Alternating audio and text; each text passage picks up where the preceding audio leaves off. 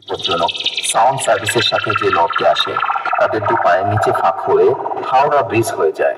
মনে রাখবেন বন্ধুরা, সাউন্ড সার্ভিস হলো সেই ভয়ানক বাদশা যার সামনে কেউ লড়তে আসলে ভিতরের প্লাস বাইরের প্যান্ট দুটোই ভিজে যায়। তাই বলছি বন্ধুরা, সাউন্ড সার্ভিসের সামনে থেকে দূরে থাকুন আর অন্যজনদেরও দূরে রাখুন। আর বেশি ভাত না বকে চলুন এবার শুরু করি।